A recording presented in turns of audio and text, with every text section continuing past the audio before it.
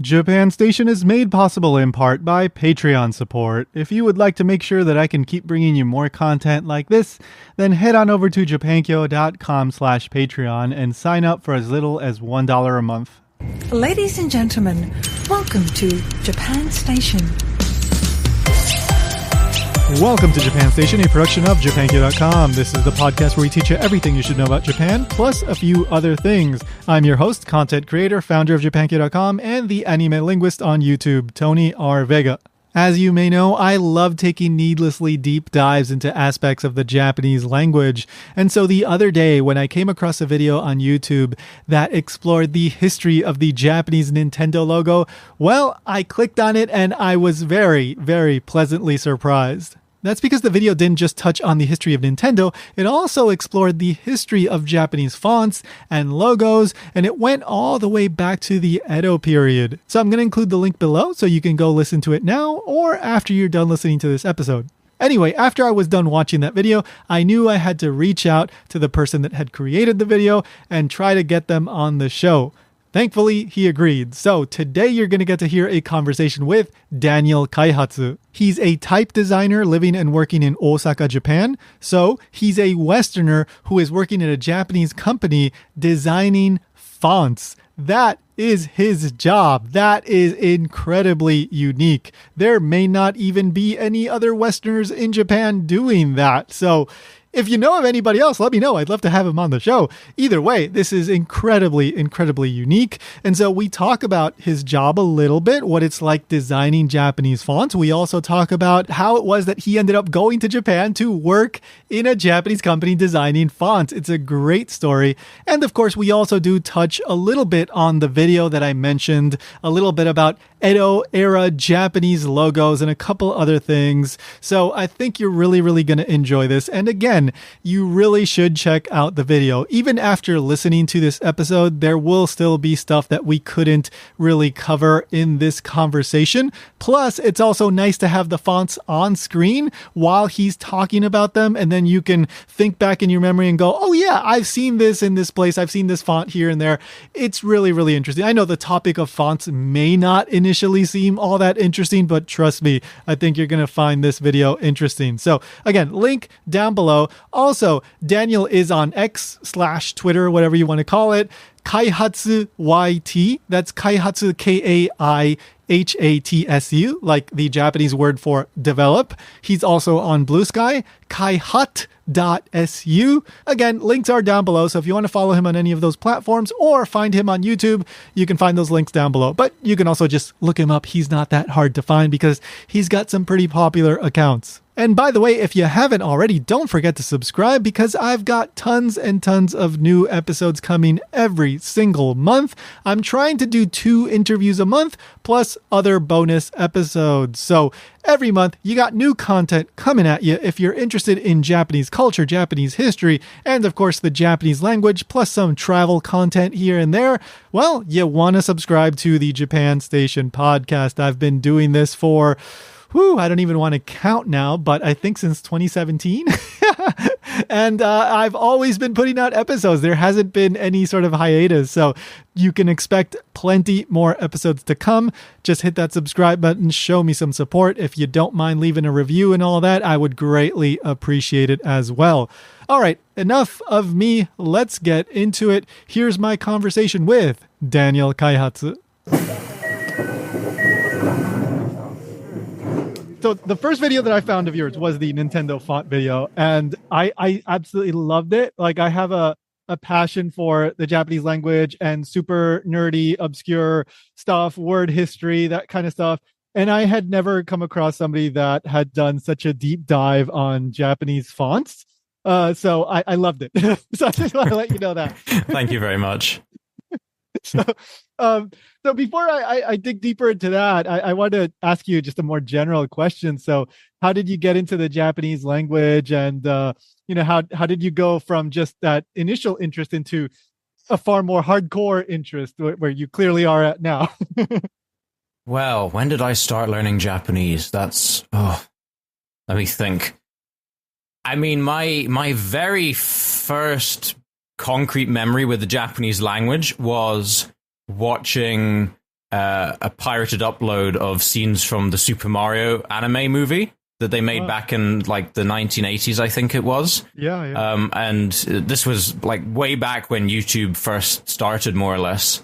And I remember watching like these 240p, 360p scenes that people had uploaded from the movie and just being sort of captivated by the language. Initially, actually, I thought it was Tagalog because, I spent a lot of time around Filipino people, and then it was only like a little bit into it that I'm like, oh, hold on, this is Japanese.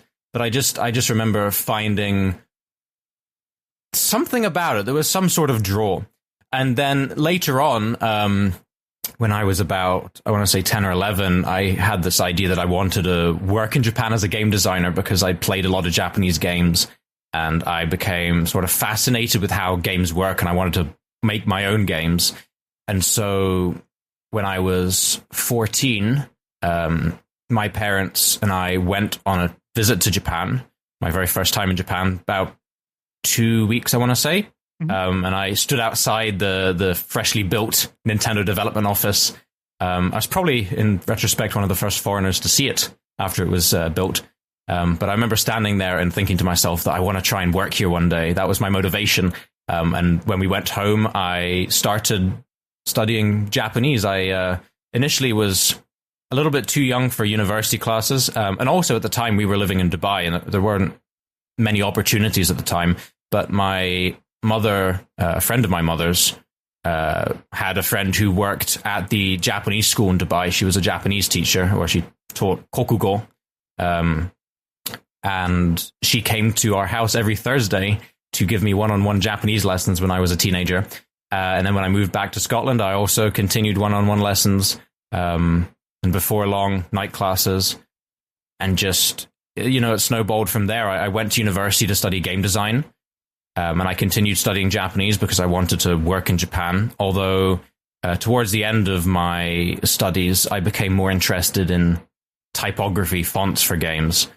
And in 2019, I started up my microblog, Fontendo, and that's kind of the start of everything. I talked so much about fonts on Twitter, and then I made a video about the fonts in Splatoon, and I figured, well, I should learn how to make my own fonts. So I started doing that, and I gained this whole new appreciation for Japanese letters, letter crafting, I suppose you could call it.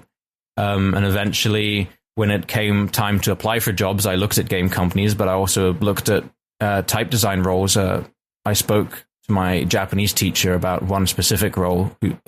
She thought it was perfect for me, encouraged me to apply, and here I am, type designer in Japan.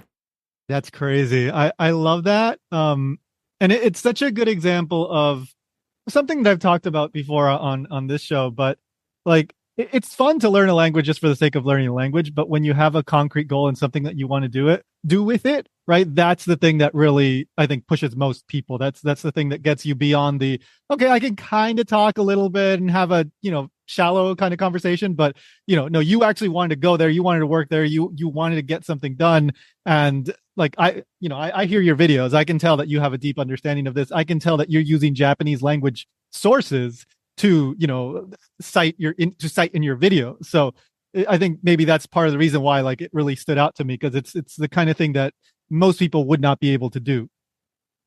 Yeah, I had a couple people in the comments of my recent video say that, oh, you seem pretty knowledgeable in Japanese and you know how to pronounce the words right and everything. And I was glad that I came off that way, and also I was just sort of feeling, well, I hope so. I mean, I speak more Japanese than English some days. So I should hope that I come across as being able to speak Japanese. Yeah. Like, I mean, you bringing up like these Japanese font blogs or like websites, and you're like, I didn't even know these existed. Like, I didn't know. Like, of course, it makes total sense, right? It's an important industry. Everything relies, whether it's digital or physical media, like relies on fonts. Yeah, of course, it makes total sense. But it's the kind of thing that you don't think about unless you are perhaps like a graphic designer or something like that, something related to that.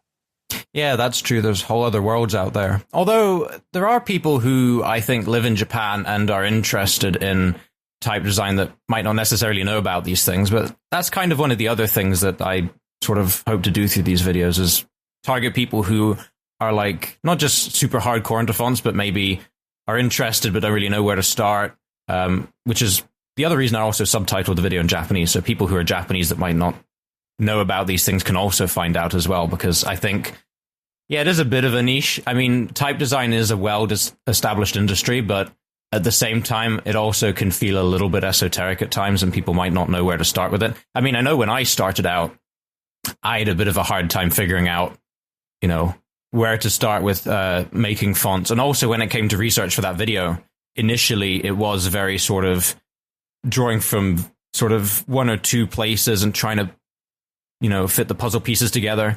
And it was only really after I moved here that I feel like I gained more of a deeper understanding that allowed me to sort of draw everything together to create that final video. I think if I finished it before I moved here, it would have turned out quite differently. Mm-hmm, mm-hmm. Yeah, like in some ways, so I sometimes, I do use a lot of Japanese resources for some of the videos that I make, for some of the stuff that I do. And in some ways, like you can find a lot of information in Japanese that hasn't made its way to English. And then in other ways, it seems like a lot of it is still in physical form. Like it hasn't been brought over to the websites, to like Wikipedia and that kind of stuff yet. Like it can be a lot harder to find some stuff. Like you might only find like one stray quote, but yeah, that's definitely find true. the whole article like in Japanese. Whereas in English, you can find the whole thing. Like once people get their hands on it, they just put it up everywhere. Yeah, I think people in the West are definitely more open to sharing things through places like the Internet Archive. I think people in Japan are still quite reticent because of, you know, notions around copyright here are obviously much more strict.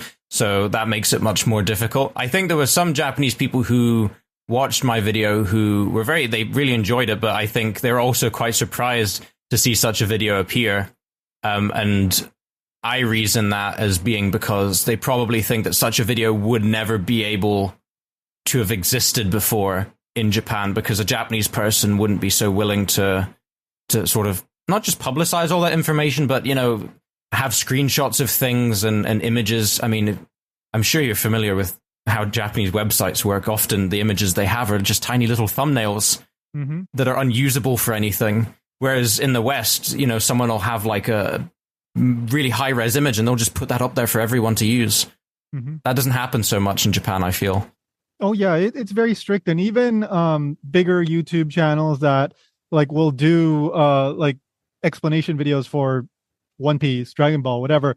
Like they often use no resources, or like it's stuff that they drew themselves, like very minimal stuff. Whereas you'll get major channels like Totally Not Mark, and, you know, basically all these people that do like the anime, like YouTube content in the English speaking world, they use, you know, clips, and, you know, they use a lot of the original material, and that's fair use. But in Japan, you'd get fined, or you'd end up in jail or a court case at the very least for some of the stuff that is totally okay and normal in the US. Yeah, I've had a run-in with the people that do the Pokemon anime before when I made a video about one of the Pokemon movies. This was when I lived in the UK, and it was a really, really strong fight, a tussle with them to try and get the video uploaded. I had to upload it like 3 times before it was acceptable with just a copyright claim. And that was anxiety inducing, because that video was supposed to be a collaboration with someone. So I had to message them like every like couple hours and be like, oh, by the way, the link's changed because it got taken down again. Could you please change the link in the description of your video? So yeah, that was annoying. And yeah, so that's also been on my mind here about how I deal with that, and sort of the anxiety of yeah, which is why I'm trying to steer clear of anything like anime. Obviously, that's the most difficult one to deal with, I think. Fonts, obviously, it's a little bit different with the copyright situation. In most countries, they protect them as industrial designs for about 20 years, similar to a patent. In Japan, there was a court case in the sort of 90s, early 2000s between two of the big type companies, Morisawa and Shaken, because Shaken had Gona, which I brought up in my video. It looks very similar to Shin Gothic by Morisawa, and also New Rodan by Fontworks, which I also mentioned in my video. It's that very sort of typical, slightly squarish but rounded sans serif design. You see it everywhere in Japan.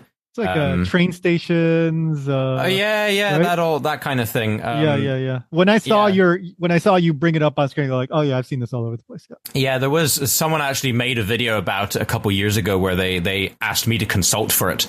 It was only like a 3-minute long video, but that has like 800,000 views or something, and then that brought over a lot of people to my channel interested in fonts. But yeah, there was this case regarding this typeface and how it looked super similar.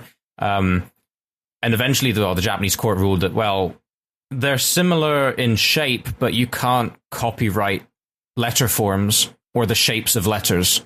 So that's completely fine. And it's the same roughly in other countries. If you have a printed sample of a typeface, you can copy it, make your own. I mean, morally, there are issues, right, but from a copyright perspective, there's no issues at all. As long as the actual vectors, the math behind the font is not the same, like you're not actually copying the data itself, which is copyrighted, there's no issue, which is why you see so many typeface revivals. And I know there are some people in the industry, especially in Japan, who don't like how this system works, but in my personal opinion, I think it's really good for creativity and for reinventing and reviving typefaces. I don't think it should change because I think it would stifle the creativity of the type industry, actually, if that was to change, and you wouldn't be able to revive these typefaces from so many years ago. I mean, I spoke about Showa, which was my attempted revival of Fandan, which I mentioned in my video, and I worked on that for quite a while without issue, and I would have released it, but obviously now when you work at a Japanese company making fonts, obviously it's more difficult. I had a lot of people in the comments say that they were disappointed. They wanted me to release it. They're still trying to convince me to release it. There must be some way. Please release it, and they're kind of appealing to, well, it's what you do in your private time, and in other countries, this, it's not illegal to do this, but it's Japan. Obviously, yeah, it's Japan, and even though under the law here, technically, it's not illegal, I think that the point people have to remember, and also I'll just, use this opportunity to explain it more because people aren't going to read a wall of text and comments. But obviously my visa hinges on being able to do my job. And if I were to upload that font, which, I was told you can still make fonts in your own time, you just cannot share them, you cannot upload them. Because that's a conflict of interest and to do with, no compete clauses in the contract. Just if I were to do that, I don't want to lose my job. I like my job a lot. I've learned a lot from my job, and I don't want to put that in jeopardy just for this project, which I worked on a few years ago, which frankly, I went back to it recently to look at it, and there's a lot of issues with it. There's a lot of problems with it. After learning from actual people in the industry, Japanese type designers, about how to work on Japanese fonts. And I'm still learning. But from what I've learned so far, I've gone back and looked at it, and there's just so many things that need to be fixed. It's just not in a releasable state anyway. So as much as I wish I could release it, just for various reasons, both within and without my control, it's not going to happen, unfortunately.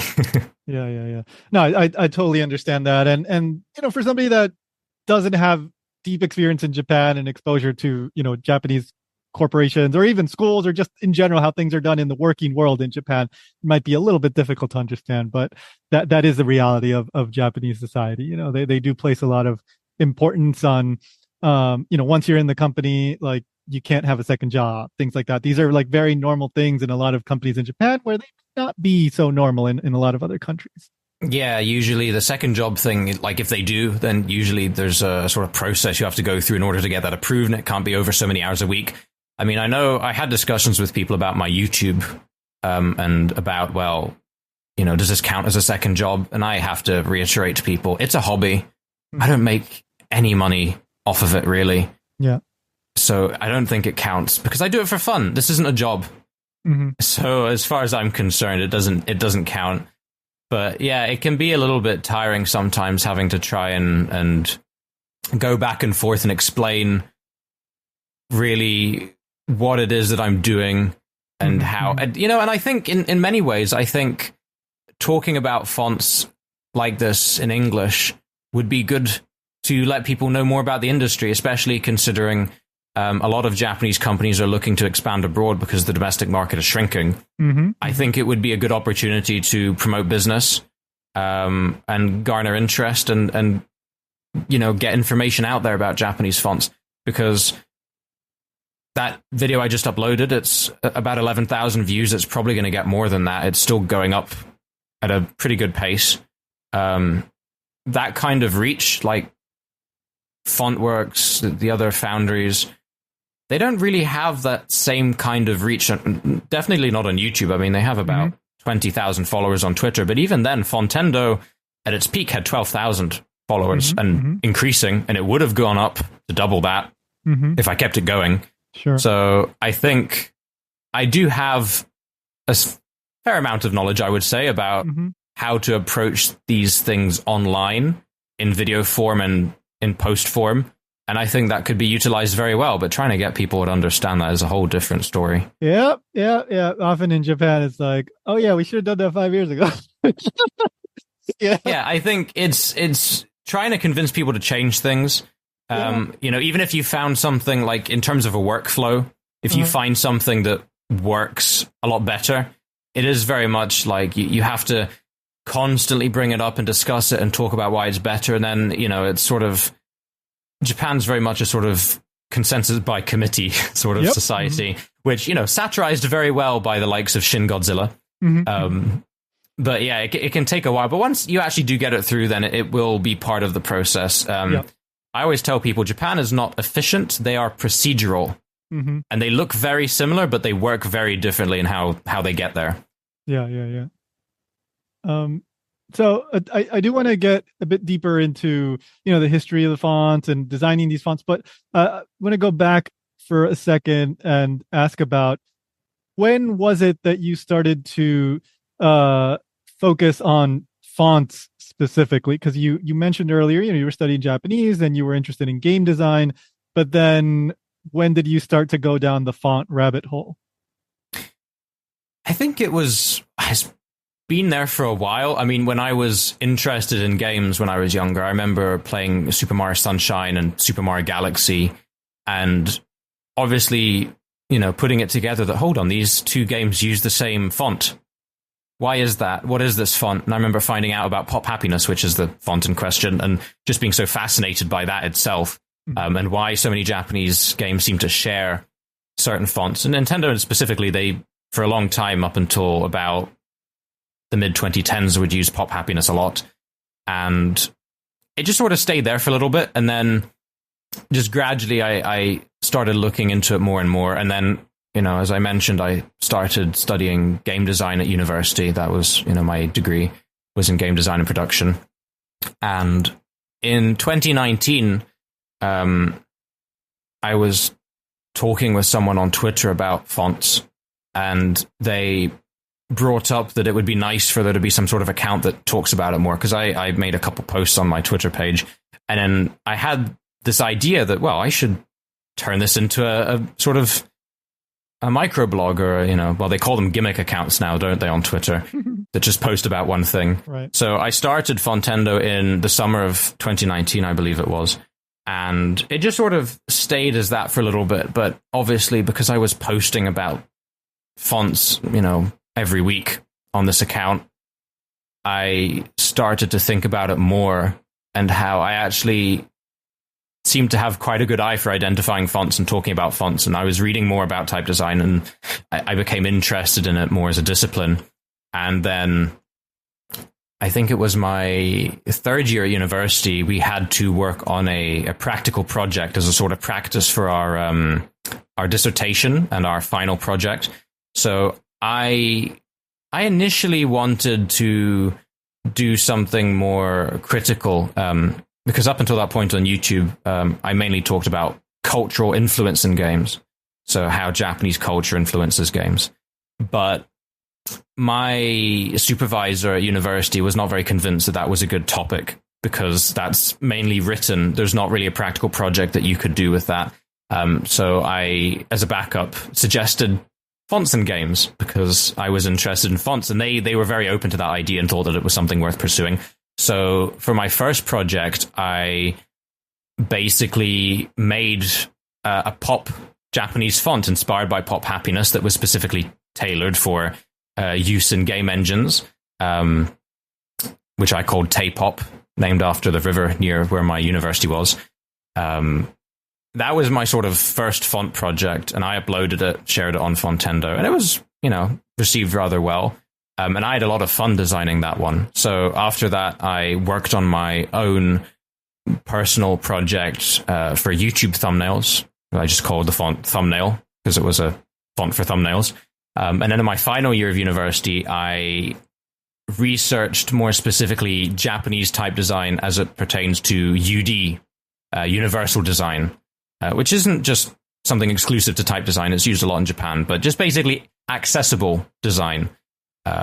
So accessible typefaces for everyone.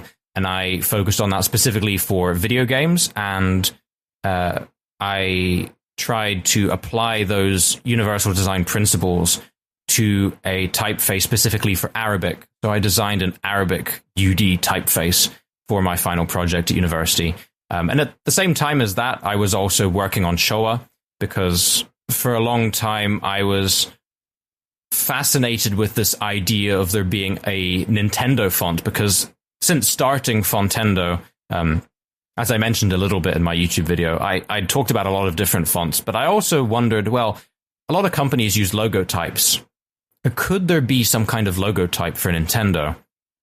And obviously people in the English-speaking world had talked a lot about the style of the Nintendo logo in English, but I became more fascinated with the Japanese logo just because it was this really sort of unique lettering which I hadn't seen anywhere else at all, certainly in the English-speaking world, and not so much in Japan.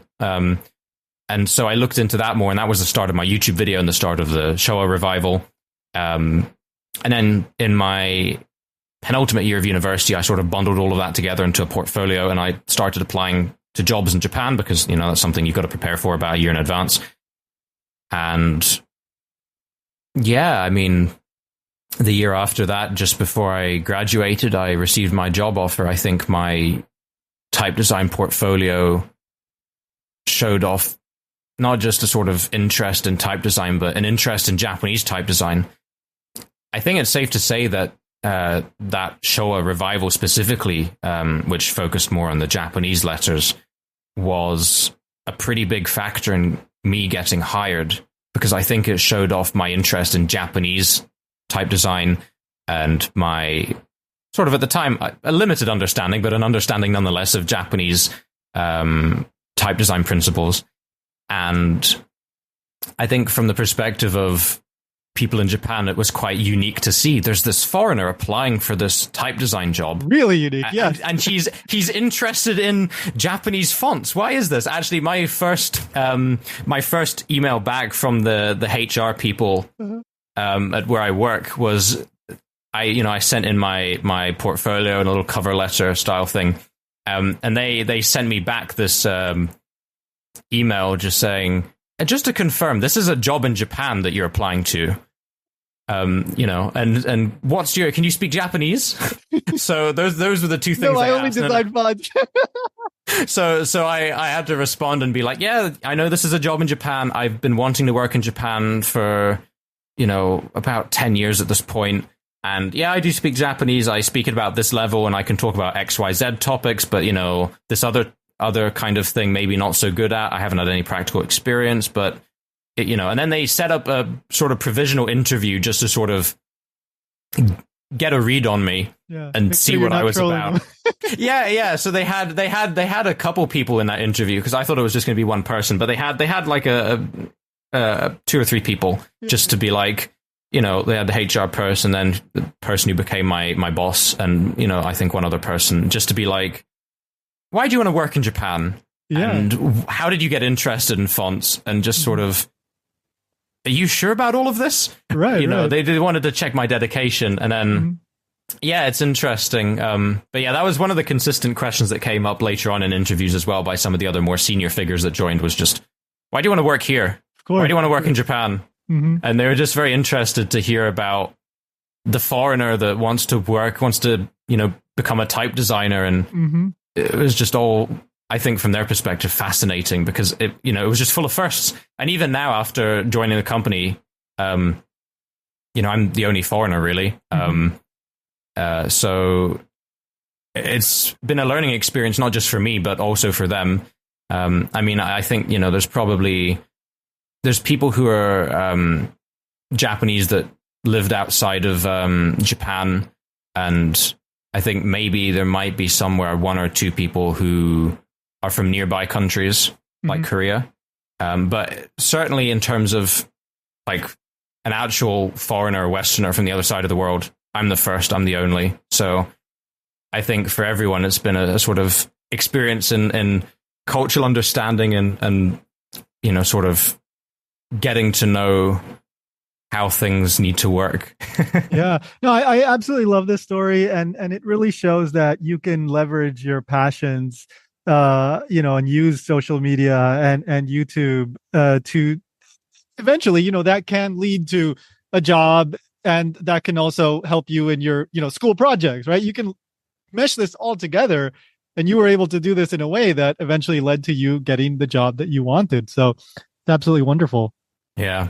Yeah. I think just something I remembered while I was talking back there was there's a Japanese guy who lives in the UK called Toshi Omagari, he's done a couple of interviews as well. He wrote a book about video game, like old 8-bit fonts in arcade games.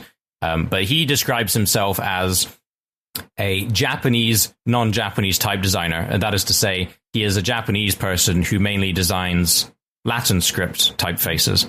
And I sort of joke with some people and some of my colleagues that I'm the opposite. I'm a non-Japanese Japanese type designer. So I'm like his polar opposite in a way, because I'm a British person living in Japan, designing mainly at the moment Japanese, working with Japanese letters, whereas he does mostly non-Japanese script. So that's quite an interesting sort of thing there. I mean, I'm not as experienced as he is, but hopefully one day I will have as much experience, and I will truly become his polar opposite. Oh yeah. No, I love this, and I wouldn't be surprised if one day a Japanese TV show wants to do something about you. Oh, that would be nice. I have been interviewed on Japanese television. Nice. It was last month, but it wasn't to do with fonts. It was to do with something completely different. Oh, but it was a proper sit down interview. Cool. Yeah, cool. Hopefully that'll be up next month, maybe. Oh, okay. Sure. I look forward to that. All right, so we can't, I think people should check out the video, but one thing that I absolutely want to touch on is, the early part, the Edo period font with the maru and the design, and this is still something that we see in other company names. Like I love that part because it's something that was in my face, like pretty much my entire life. But I never really thought about it all that deeply. And when you mentioned that, I go like, oh yeah, this makes total sense now. So could you talk a little bit about how, these Edo era logos and how it intersects with the name and how that all comes together? Yeah, well, I mean, I can talk a little bit about what I mentioned in the video. It's not something I'm as familiar with as a more recent Japanese type design stuff. But obviously back then you had Kamon, you had the family crest, and you had these kakujimon is what I called them, but that's specifically in the kakuji style. So kakuji is this very angular type of lettering which descended from tenshotai, which is that sort of very square-ish seal script that you would see on like a personal seal or something, because it looks nice. It's not very readable, but like I said, it's for the aesthetics and it looks sort of very authoritative. And that evolved into kakuji, which looks a little bit like a sort of pixel 8-bit sort of font, because it's very square, very sharp, drawn with very specific margins on a grid. And I think probably the most recognizable one to a lot of people abroad is Nintendo's Marufuku logo, which they've used for a while. But yeah, they would be combined with these different shapes to create this word in this logo. So Marufuku, Maru circle, circling the Fuku kanji. The other one I brought up in the video was Kikoman, because Kiko, like a tortoise shell, a hexagon shape. And the character man for 10,000 is inside the Kiko, so it becomes Kikoman. like the famous sort of, well, they make soy sauce, don't they? Yeah. Very well known for their soy sauce, Kikkoman, but they do other things, I'm sure. So they're probably the two most well-known examples. But I mean, as I mentioned in the video, Nintendo also registered variants on that. They registered a Kikofuku logo, so similar to Kikkoman with a hexagon shape, and well, the Shikaku triangle as well. Well, no, that's square. Sankaku triangle logo as well. So it's something that you still see. There are a couple other companies that use the Marufuku logo because it's not necessarily something that, well, at the time, obviously, the understandings behind things like copyright and intellectual property was way, way different from what we have now. But those kind of logos were a lot more common, especially the Fuku kanji, because it's good luck. You're trying to bring in good luck to your business. So that was obviously a pretty popular kakujimon to use. But yeah, I think it's interesting when you look at these sort of old logos like that, and also the family crest in Japan, and then you look at more modern examples of Japanese design, like the prefecture flags. I think that's sort of a descendant of these sort of older types of graphic design, if you will, in Japan. I think there's been a very strong tradition for a long time of these very emblematic symbols being developed here, which I think is one of the reasons that Japanese graphic design is actually really good in that regard, for these sort of flashy sort of little symbols.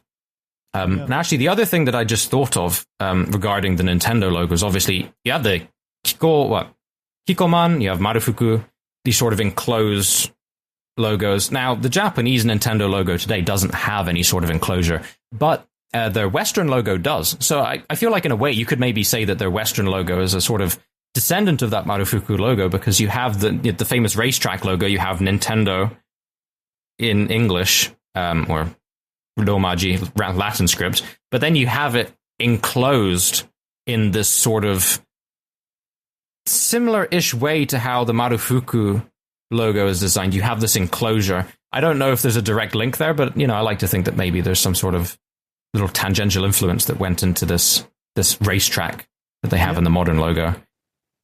Yeah. No, I love how you just mentioned that, because I hadn't thought about it, but it's the exact same philosophy. The only difference is you don't pronounce it Maru Nintendo. So yeah. But like when I saw the video, and like I started thinking about other company names that may not necessarily go back to the Edo period, but I guess maybe kind of a nod back to the way things used to be done. Like Maru-chan, they do the ramen. Maru Kame, they do udon. There's a bunch of other Maru something companies that, again, I don't think all of them have that long history, but maybe if they were back in the Edo period, I assume they'd be writing their name like that, like Marukame would be a turtle, surrounded by a literal circle, and you read it Marukame. It is quite an emblematic way of sort of promoting your business. I mean, in the West, we'd have slogans and catchphrases and that kind of things. I feel like kachikopi, as they say in Japanese, are more recent, but I think that sort of emblematic logo, and maybe, how you would say it, Marufuku or Kikkoman or what have you, it is sort of, it puts in your mind, like, what it pictures. So it's a good way of getting someone to remember your business. Interesting. And then, now this may just, this is something that just popped up into my mind. I don't know if there's anything here, but in Japanese, maru means like good, like correct. So, right? Like that's how you have maru and batsu. Batsu is like incorrect. Batsu is X, right? And then maru is the circle. I don't know which came first, but maybe there's something there too. Perhaps. I mean, the circle obviously is this symbol of completeness. And it's, this very perfect looking shape. So obviously, I think to an extent, it sort of represents this maybe perfection or correctness or something like that. I'm not sure how long it's had that association going back, but I mean, that's another thing to think about, is just the kind of impression that is given off. I feel like Kikkoman, for example, the Kiko shape, the hexagon, is a little bit more sharp and pointed. The Maru feels a lot more friendlier to me. Yeah. So another thing, this isn't strictly related to the Nintendo logo, but you mentioned the Lawson logo and how it uses this type that I guess has an association with like the kind of Old West. And I've always looked at the Lawson logo and go like, that seems like feels old. Like it feels like what's up with this font? But you just that's it. Thank you for explaining that to me. Yeah, well, Lawson actually wasn't originally a Japanese company. It's from America, and I actually can't recall how long they've used their logo, but I wouldn't be surprised if it actually started out in America, because it is quite American style. People think about the Wild West when you have these sort of slab serifs or fantail reverse contrast kind of, French Clarendon, as I mentioned in the video. The sort of the kind of lettering you would see on stereotypically Wild West sort of billboards and whatever, because you would be standing below a saloon or whatever, and it just made it easier to look up at these letters and have them be readable, but also they're very eye-catching for things like posters. And yeah, Lawson's sort of slab serif design, these sort of thickened bits at the top and the bottom, it is quite iconic now. You associate it with that sort of the blue and the white when you see it here in Japan. I don't feel like that style is super popular these days generally. Mm-hmm. I mean, now, like I mentioned in the video, it's sort of more or less associated with the Wild West and that kind of period in history. But yeah, it is interesting how you have these logo types and just logo designs. They become very recognizable, but people might not necessarily know the story behind that lettering and how it all comes together. But when you do understand it, I think it's quite interesting to see how much of a story that can still tell subliminally or unconsciously. Yeah. There's plenty of examples of games doing that as well. I mean, this is something I wanted to make a video about eventually, but Pokemon Scarlet and Violet, I think are two interesting cases. I haven't played the games personally. A lot of people have issues with the games, and people had issues with the logos as well for just using a font without any sort of modification, which actually is not that unique. Pokemon's been doing that in the West for years, with Futura Bold. But specifically those two, because of the story of the game is set in Europe, it's set in a sort of Spanish region, and you have the sort of more antique-looking typeface and a more modern-looking typeface or font. You have Kafu Techno, which is the more futuristic-looking one, and Ortem, which is one of the many variants of that sort of typeface, but I think that font specifically could be Ortem. And to me, it made me think of the arts and crafts movement that happened as a sort of response to the Industrial Revolution in Europe and the sort of mass production that took place that was taking over a lot of jobs.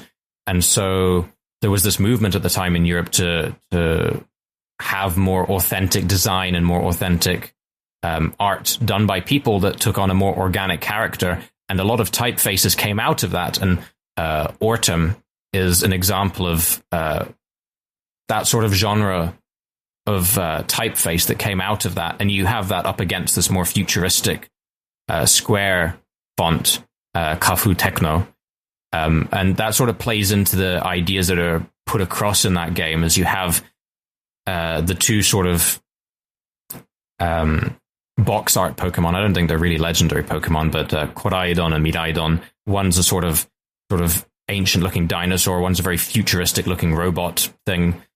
So you have this dichotomy of the past and the future, and that's also put across through the font choice, obviously, and you can see that at a glance. But there's a much deeper story there relating to the region itself, and why that was specifically chosen. I mean, especially like if you look at the work of Gaudi, a lot of organic forms, and the designs of, subway entrances, very much in that same sort of style, arts and crafts and Art Nouveau, which was very popular at the time. So obviously the Pokemon team drew on that a lot, I think, when coming up with a story for that game. And also you can see there's some Gaudi-inspired architecture as well in that game, but also in the fonts as well. It all ties into this sort of narrative of past versus future and dealing with technology, which is something that happened with the actual arts and crafts movement as a response to all of this mass fabrication.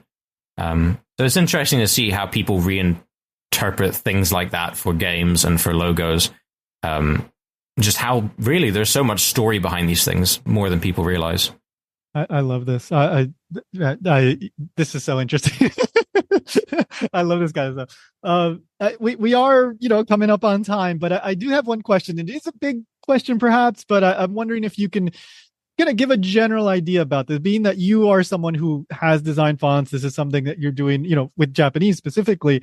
I'm curious about the quantity that comes with designing a Japanese font, because of course, the Romaji or the Latin alphabet, we have a set number of letters, and once you have those letters done, you just make words with those letters. But in Japanese, you have kanji, and sometimes I've used Japanese font in the past, where like the hiragana, the katakana is that font, but then once I try to get the kanji, it doesn't come up in that in that font, right? So could you comment a bit about how you go about designing something that could potentially involve thousands and thousands and thousands of characters?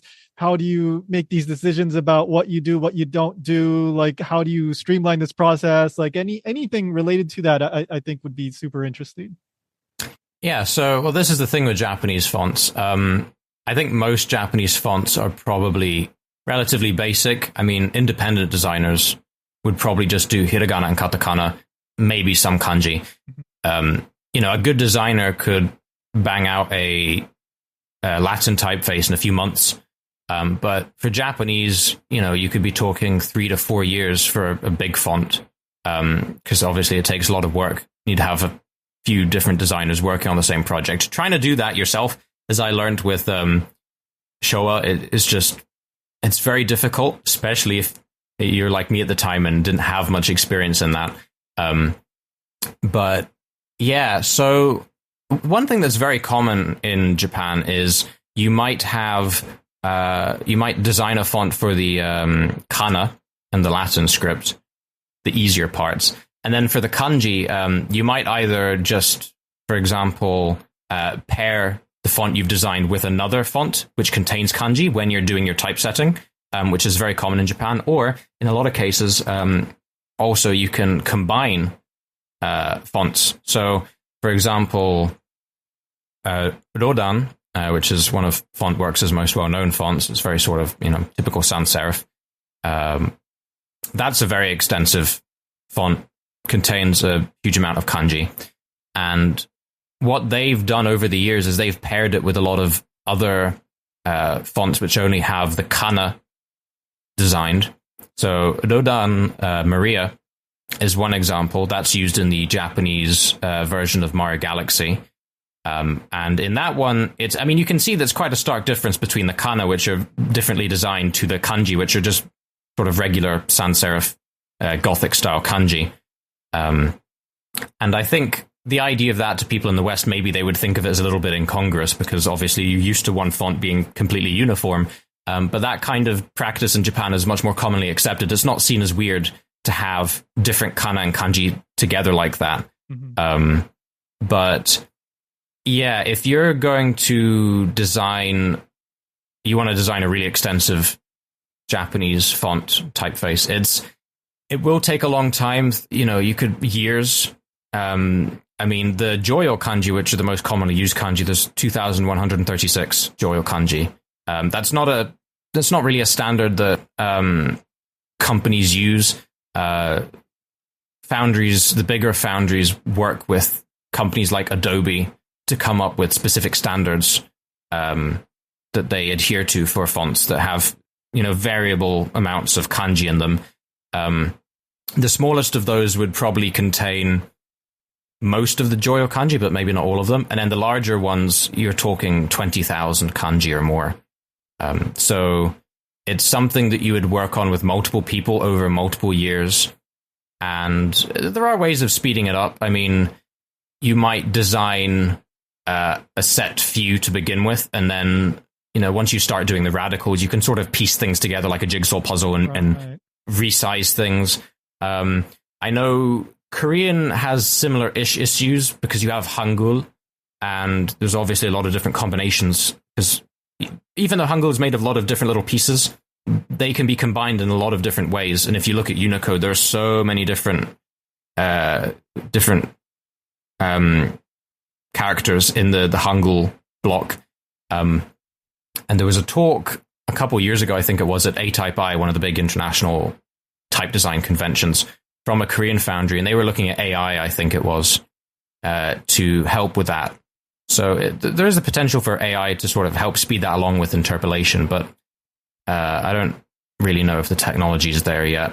But yeah, there are certain things you can do to speed it up, but at the end of the day, it takes a lot of work. Kanji, I prefer drawing kanji to kana because I'm better at drawing straight lines, and I find hiragana to be very difficult to deal with sometimes when you're drawing them. For practice, it's good to draw them and to learn the fundamentals.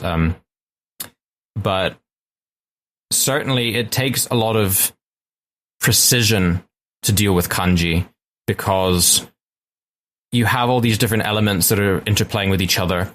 And also you have to think about the density of the character when up against other characters because of, if you have a very stroke dense character, how do you deal with the thickness of these individual strokes compared to the other kanji?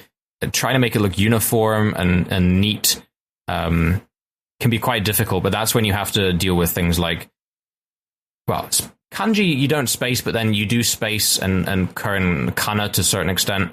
So having to deal with those and pairing them up with kana, seeing how they look. Same thing you do in Latin. You'd start looking at word combinations and what certain glyphs look like next to each other, and printing them out and checking them, making sure the density and the flow of the font looks all right. It looks readable. All these different things that you would do as well with a Western font. But really, I think the main thing is the quantity. The quantity and the complexity are the sort of two main things with a Japanese font. Absolutely. Yeah. And I assume, maybe in like a more, let's just say you need a specific font for a specific use case. Let's say some big event needs to brand their whole event with this specific font. I can also imagine that they might decide, these are the kanji that we need. So just focus on this because we need it by a certain deadline. Don't worry about the rest. Like I can see a scenario that could happen like that. Yeah, that does happen. I think in some cases, it depends on the style, but for a lot of Japanese fonts, a lot of the kanji, just because of the nature of kanji and how complex they are, a lot of them end up looking very similar anyway, because there's only so many things that you can do with a kanji. So a lot of, especially the Gothic and Mincho typefaces, like the very two sort of basic categories, when it comes to kanji, there's not very much you can do to differentiate them after a certain point. So I think that's one of the reasons why you'll see those sort of fonts either being paired with more adventurous looking typefaces for the hiragana and katakana, or, like I mentioned before, Shin Gothic, New Rodan, these very sort of typical fonts that you see used all across Japan in print and digital media and on train station signs, etc.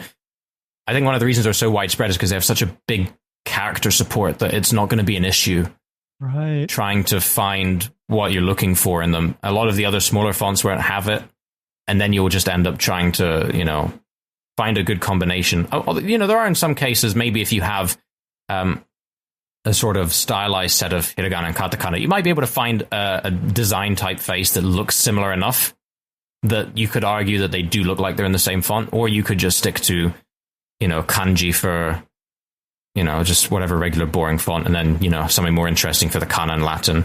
It really depends on what the project asks for. Right. But yeah, there's, a whole bunch of different use cases it depends on. Yeah. No, absolutely. And I could keep asking you about this, but we are, it is time. Well, first of all, I highly recommend checking out the Nintendo, history of the Nintendo font, deep dive.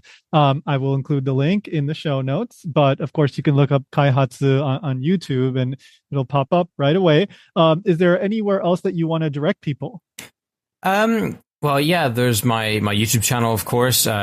People can find me on Twitter at KaihatsuYT. I'm also on Blue Sky at kaihat.su. And obviously, I don't use my font microblog anymore, but Fontendo was on Twitter at Fontendo, FONTENDOU. And it's still up there as an archive, and there's also a website to go along with it now, which is fonten.do, so fonten.do. And that's also an archive of all of the tweets that are searchable. So if anyone is looking for a particular font that was in a game, you can probably type the game in there and you might find a result. Yeah. And also for any, Pokemon, Mario, general Nintendo fans, there are many videos over on the Kaihatsu YouTube channel, deep dives into the lore and the cultural stuff that... those are a little bit old now, but, some of them are still good. I was watching them, and I think they're still interesting and very, fun to watch. So...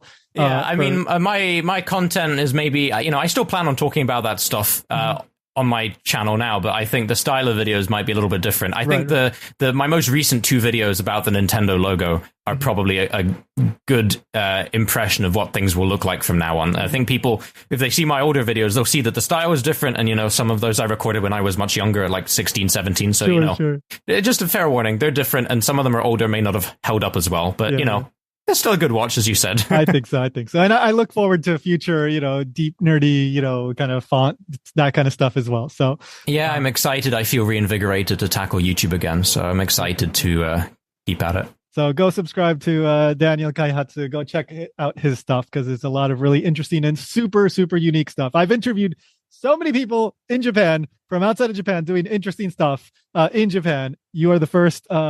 you're the first font designer that I've ever talked to, not just like non-Japanese, but Japanese, like in general. Oh, wow.